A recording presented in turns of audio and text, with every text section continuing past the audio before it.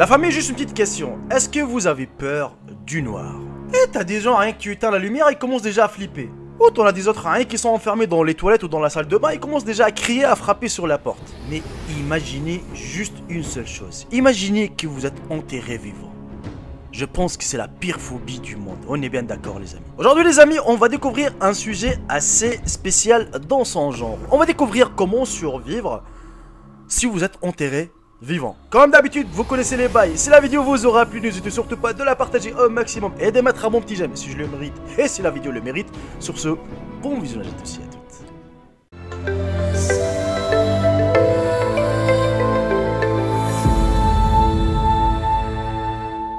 L'une des phobies fondamentales de la psyché humaine est la peur d'être enterré vivant ou la taphophobie.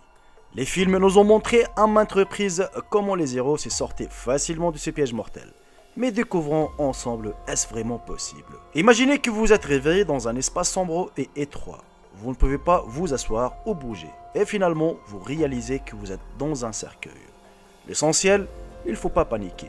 Oui, car il est difficile de rester calme quand on se retrouve dans une tombe. Mais plus vous êtes calme, plus vous avez de la chance d'être sauvé. Le fait est que sous le sol, il y a un peu d'oxygène. Un cercueil ordinaire ou une boîte de taille similaire contient suffisamment d'oxygène pour un adulte pendant environ 40 minutes. Si vous paniquez, votre respiration sera plus intense et l'oxygène finira rapidement.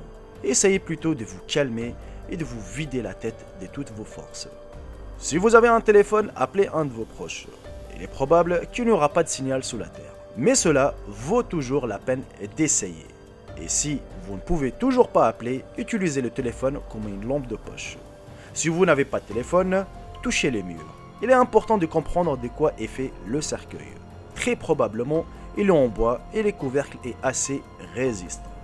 Si vous avez un briquet ou des allumettes dans votre poche, leur utilisation est une mauvaise idée.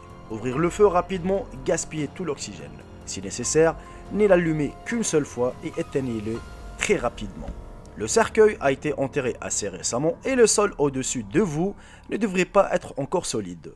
Pire encore, si le sol est humide, il sera alors plus difficile d'appuyer sur la couverture et de se faufiler à travers la terre humide est beaucoup plus difficile. Très probablement, vous avez environ 2 mètres de sol au-dessus de vous, qui tomberont immédiatement dans le cercueil si son couvercle est endommagé. Par conséquent, protégez-vous à l'avance. Tirez votre chemise par-dessus de votre tête et attachez-la. Un tel masque vous protégera de l'inhalation des poussières et augmentera votre chance de survie. Si le couvercle du cercueil ne se fond pas sous les poids de la terre, vous devrez le briser, mais ne le faites pas avec votre main. Mieux vaut battre le centre de la housse avec votre pied. Dès que la terre commence à tomber dans le cercueil, essayez de la ramasser de manière à ne pas perdre l'occasion de bouger. Dès que le cercueil contient suffisamment de la terre pour le tasser, essayez de soulever progressivement le couvercle du côté de la tête. Cela demandera beaucoup de force et d'endurance, mais votre vie en dépend. Plusieurs efforts héroïques et votre tête sera à la surface. Les pieds seront toujours sous terre, mais le pire est passé. Vous pouvez faire une pause puis continuer à vous tirer du sol. Si possible, appelez à l'aide. De nombreuses personnes enterrées vivantes ont été aidées par les passants. Et c'est ici où on se pose tous la question. Pourquoi toujours on creuse une tombe de 2 mètres du sol? Il faut savoir les amis qu'en 1655, l'Angleterre fut dévastée par la peste bubonique. Et les gens avaient peur de la propagation de l'infection et le maire de Londres a publié un décret spécial selon lequel tous les morts devraient être enterrés à une profondeur de 2 mètres. Cela était censé aider à contenir la propagation de la maladie. La peste a passé il y a longtemps, mais l'étendard est resté. Et si vous êtes resté jusqu'ici, la famille, n'hésitez surtout pas de m'écrire dans l'espace commentaire le mot noir. Juste pour voir les vrais abonnés, ceux qui restent jusqu'à la fin de la vidéo. Et bon, ça c'est un petit bail entre moi et mes abonnés les plus fidèles, on va dire. À chaque fois, tu sais, on fait un petit jeu de mots comme ça.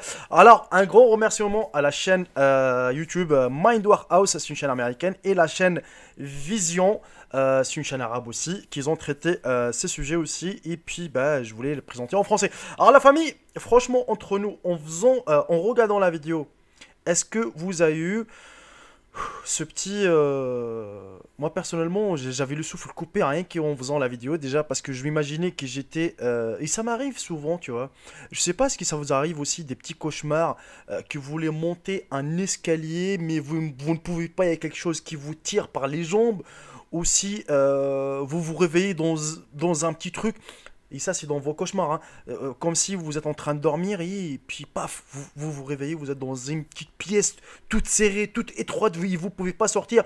Ou quand vous criez à l'aide à votre maman, personne ne vous entend, vous êtes, on dirait que vous êtes dans un puits profond, personne ne vous répond et à un moment donné, vous vous réveillez vraiment en sursautant. Ça m'arrive souvent, moi déjà, je sais pas vous, mais il faut savoir aussi que dans ma famille, j'ai deux personnes qui ont peur du noir. C'est ma mère, ma maman, oui, ma propre maman, et un cousin à moi. Alors eux, tu peux être tranquille avec eux, tu rigoles avec eux, paf, une fois que la lumière est éteinte, tu vas les entendre crier car apparemment, dès qu'ils ne voient plus la lumière, eh ben, leur souffle est coupé et puis bah, ils n'arrivent plus à bouger, ils commencent à trembler.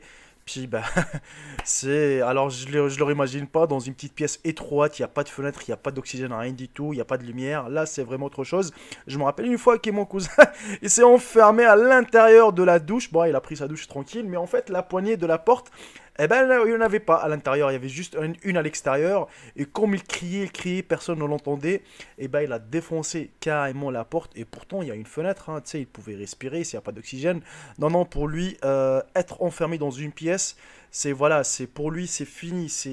Il pourra plus sortir, il va mourir là-bas. Et en fait, c'est quelque chose, on va dire, c'est une difficulté mentale, morale, on va dire. Je sais pas vous, mais je pense il y en a beaucoup de cas pareils dans le monde et ça c'est très très grave. Moi à l'époque, je vais pas vous mentir, j'avais peur de rien du tout. À l'époque, quand j'étais jeune, j'avais 16, 17 ans, voire 18 ans, eh ben, je pouvais plus la tranquillité en dormant dans une pièce fermée et dans le noir, je me trouvais à l'aise, tranquille. Maintenant, moi non plus, je ne supporte plus que la pièce ou la chambre soit fermée. Il me faut quelque chose qui s'allume, il me faut quelque chose de lumière. Et je pense que ça c'est à cause du stress, à cause d'autre chose. Alors j'imagine pas être enterré vraiment sous la terre, vivant surtout. T'imagines que t'as dormi. Et ça a déjà arrivé les gens. Je sais pas vous, mais renseignez-vous un tout petit peu. Il y a des histoires comme ça. T'as des personnes ils se sont dit qu'ils étaient morts, alors qu'eux, non, ils n'étaient pas morts. Ils étaient juste, voilà, donc ils sont partis dans un sommeil profond.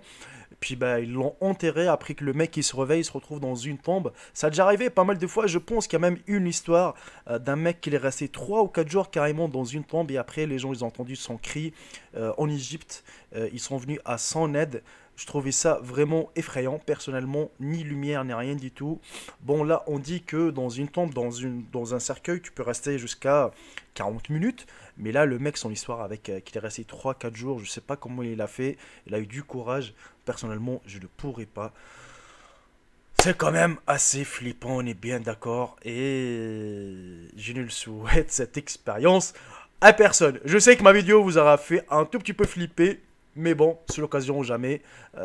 Et avant qu'on se quitte la famille, je voulais juste attirer votre attention. Je sais pas si vous êtes resté jusqu'à la fin de la vidéo, jusqu'ici, plus précisément, car c'est vraiment important. J'attire juste votre attention par rapport à ça. Récemment, sur ma boîte mail professionnelle, sur ma chaîne YouTube, dans À propos, il y a une boîte mail. Vous pouvez m'envoyer tout ce que vous voulez. Si vous voulez parler avec moi, ainsi de suite, n'hésitez pas à d'ailleurs à me suivre sur Twitter, où je suis le plus actif.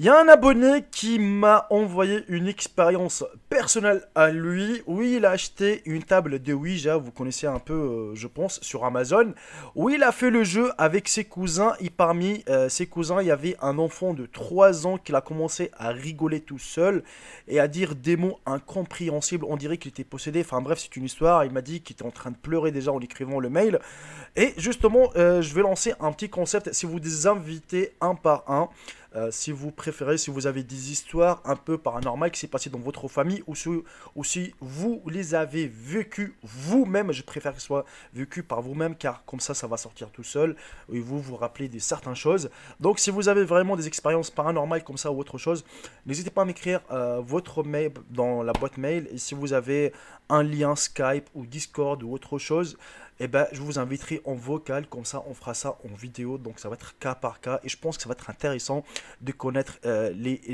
comment dire ça, les aventures de chacun de nous, parce que moi aussi j'ai des expériences à raconter, donc si vous avez vous aussi des expériences, n'hésitez pas à me l'écrire dans l'espace, dans les mails, histoire de connaître, et puis bah, je traiterai ça un par un, puis je vous répondrai prochainement. Voilà les amis, on arrive à la fin de cette vidéo. Je vous embrasse tous, profitez bien de votre journée. N'hésitez surtout pas de partager cette vidéo, de mettre un bon petit j'aime si la récompense. Sur ce, je vous embrasse tous et je vous dis à très bientôt pour une toute nouvelle vidéo. Salut tout le monde, c'est Jacob, bye bye, ciao ciao.